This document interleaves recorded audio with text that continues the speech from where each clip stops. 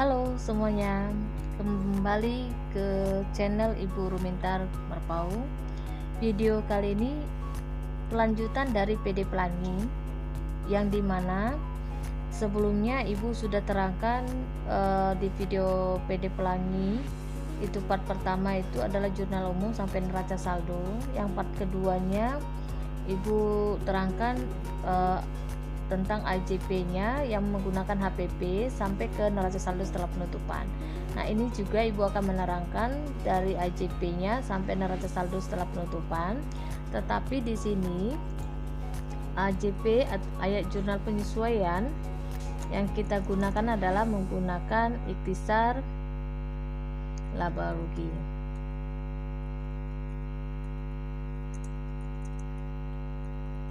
Nah, kalau menggunakan ikhtisar laba rugi, ayat jurnal penyesuaiannya hanya ada dua, yaitu ikhtisar laba rugi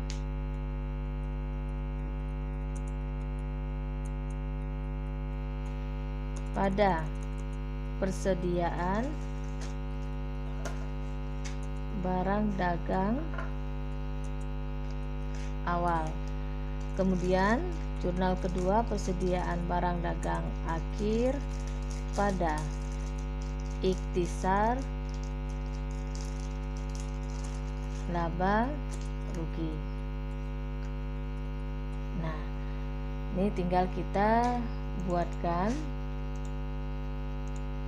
persediaan barang dagang awal. Ini ada di neraca saldo sebesar 2 juta.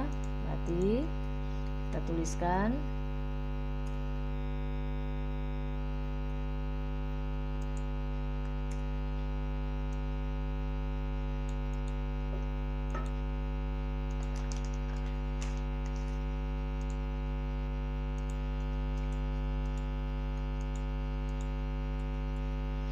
Nah, kemudian persediaan barang dagang akhir itu ada di soal. Ibu kemarin tambahkan bahwa persediaan barang dagang akhirnya ada sebesar 500.000.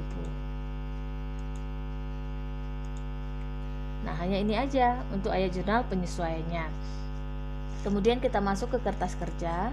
Untuk kertas kerja neraca saldo itu tinggal kita pindahkan aja nama akunnya, kemudian debit kreditnya. Nah, untuk kolom penyesuaian yang kita masukkan hanya ini, persediaan barang dagang awal di sebelah kredit. Berarti kita masukkan sebelah kredit, ini kredit. Nah, kemudian persediaan barang dagang akhir ayat jurnal penyesuaiannya itu di debit. Kita pindahkan. Kemudian ikhtisar laba rugi, karena di sini di nama akun neraca saldo tidak ada ikhtisar laba rugi, kita tambahkan nama akunnya di bawah ikhtisar laba rugi. Berarti buatkan dia di debit satu, kemudian satu lagi di kredit. Nah, tinggal kita jumlah aja debit dengan kreditnya berapa, totalnya dari atas sampai bawah. Ya, berarti jumlahnya 2.500.000. Nah, kemudian untuk kolom neraca saldo setelah penyesuaian, ini bisa dilihat video sebelumnya ya. Sama untuk penjelasannya. Kalau dia di neraca saldo ada nilainya, di penyesuaian tidak ada, tinggal kita pindahkan. Kebalikannya juga, jika di neraca saldo tidak ada nilainya, di penyesuaian ada, tinggal kita pindahkan. Nah, kalau dia di neraca saldo ada debit, penyesuaian debit tambahkan. Kalau di neraca saldonya kredit, di penyesuaian kredit tambahkan. Atau berlainan, neraca saldo debit, penyesuaian kredit kurangkan. Atau di neraca saldo kredit, di penyesuaian debit kurangkan ya.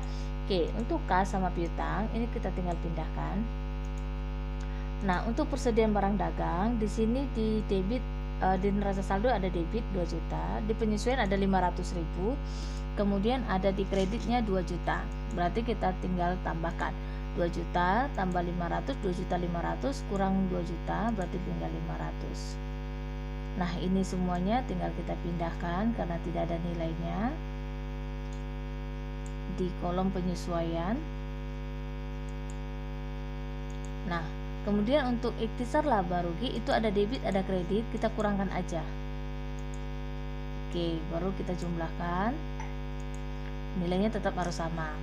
Nah, untuk kolom laba rugi di sini pembelian tidak ada ya, berarti untuk kolom laba rugi balik ke sebelumnya Ibu ada terangkan bahwa untuk kolom laba rugi ini kita isi adalah segala yang berkaitan dengan pembelian, segala yang berkaitan dengan penjualan, beban. Nah, kemudian kalau dia menggunakan HPP, kalau enggak ikhtisar ya ikhtisar. Oke, kita lanjut ke soal. Berarti di sini nilai pembelian itu ada nilainya di neraca saldo setelah disesuaikan. Yang neraca saldo sama penyesuaian itu tidak perlu ya. Berarti kita tinggal pindahkan aja. Pembelian, biaya angkut, retur, potongan, penjualan. Retur penjualan, potongan penjualan itu kita pindahkan sampai ikhtisar beban ya. Kita pindahkan. Nah, kemudian kita jumlahkan.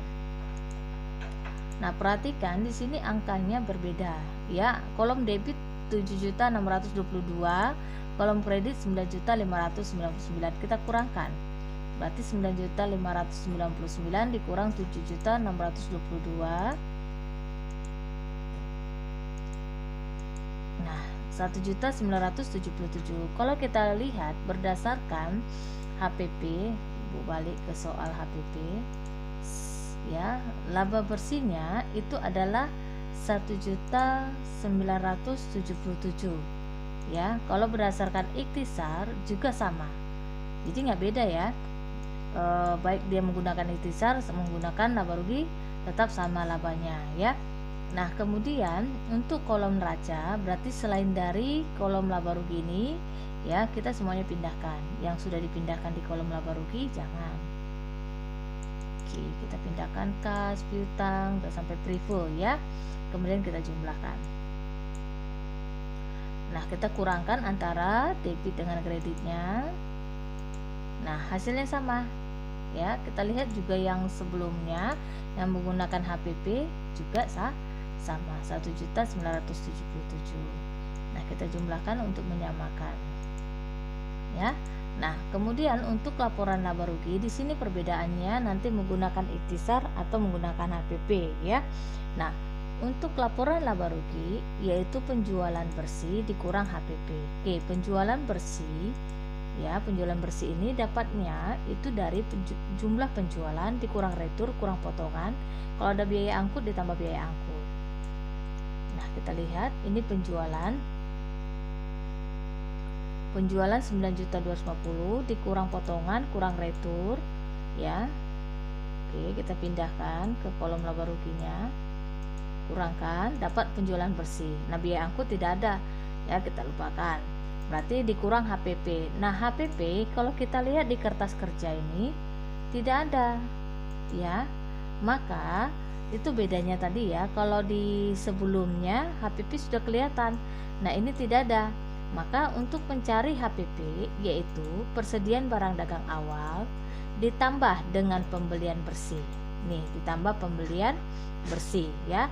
Nah, untuk mencari pembelian bersih itu adalah jumlah pembelian ditambah biaya angkut dikurang retur pembelian dikurang potongan pembelian. Oke, persediaan barang dagang awal itu ada di, kita pakai yang di ini ya, neraca saldo di kertas kerja. Ini persediaan barang dagang awalnya 2 juta. Kemudian jumlah pembelian, ini pembeliannya 3.250. Kemudian biaya angkutnya 250. Ini ya, biaya angkut 250. Kemudian kurangkan dengan diskon sama retur pembelian. Oke. Ini retur pembelian 300, potongan pembelian 49. Oke. Dah, ambil kalkulatornya. Berarti 3.250 ditambah 250 dikurang 300.000 dikurang 49, maka dapat pembelian bersih adalah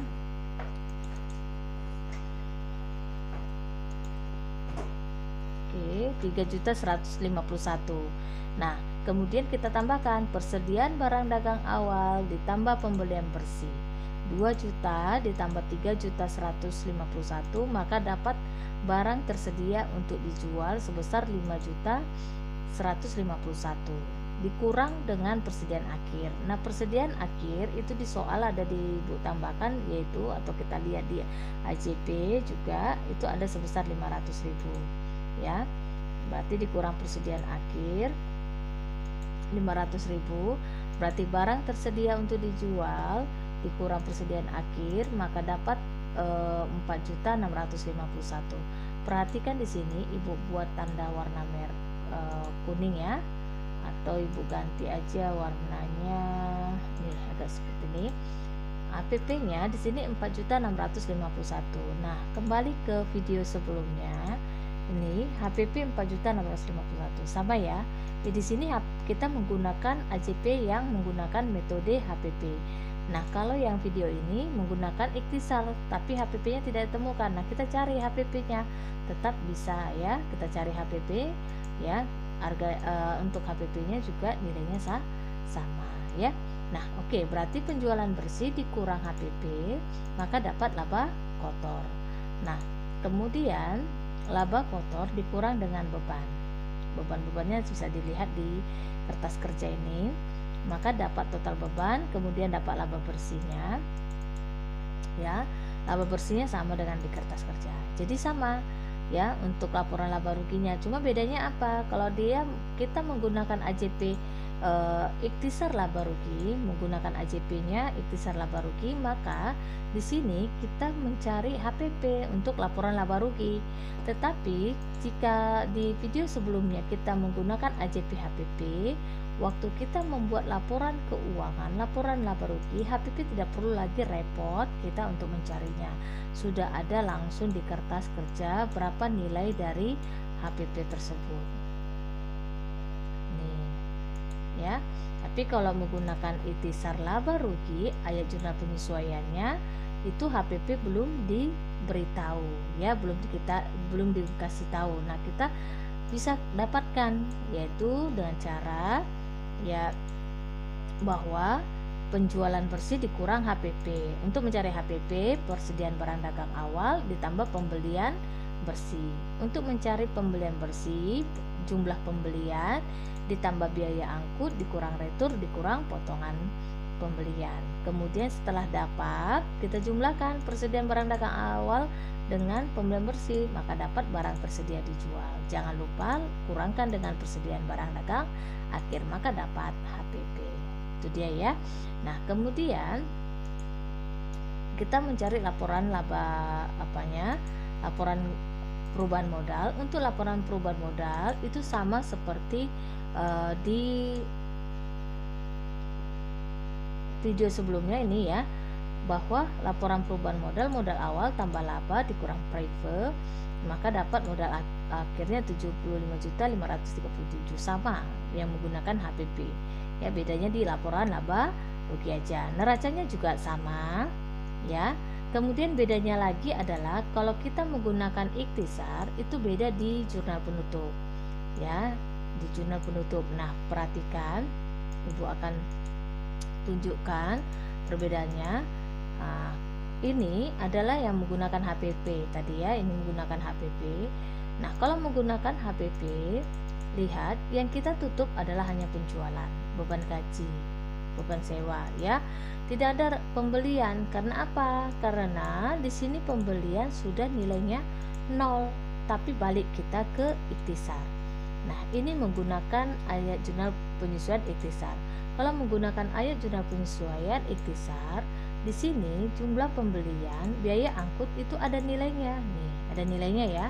Maka yang kita tutup di sini bukan hanya penjualan, tetapi kita tutup pembelian, retur pembelian, potongan pembelian, biaya angkut pembelian ya. Itu ya. Oke, kita tutup penjualan, potongan pembelian, retur pembelian pada ikhtisar laba rugi. Kemudian kita tutup ikhtisar laba rugi pada beban-beban ya. Oke. Potongan penjualan, retur penjualan, pembelian, biaya angkut pembelian kita ini. Kemudian untuk ikhtisarnya kita jumlahkan aja.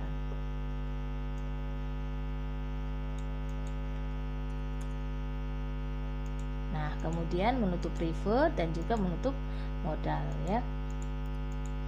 Menutup labanya kayak ini. Nah, ya. Untuk menutup laba, ikhtisar laba rugi pada modal. Untuk menutup prive, modal pada prive ya. Nah, kemudian untuk neraca saldo setelah penutupan ini sama dengan yang menggunakan HPP ya, sama, nggak ada ininya, berarti kita tinggal pindahkan aja. Oke, nah, ini dia neraca saldo setelah penutupan ya. Laporan perubahan modal juga sama ya, yang kita gunakan sama dengan laporan neracanya, nggak ada ubah, cuma bedanya nanti tadi adalah di laporan laba rugi. Oke, Ibu cuma tinggal pindahkan aja ke yang menggunakan ikhtisar.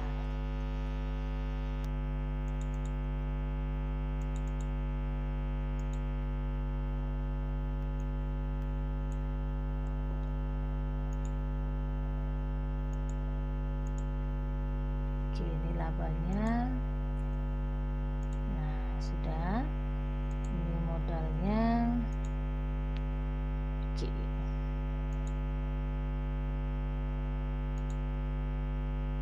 Ini persediaan barang dagangnya sebesar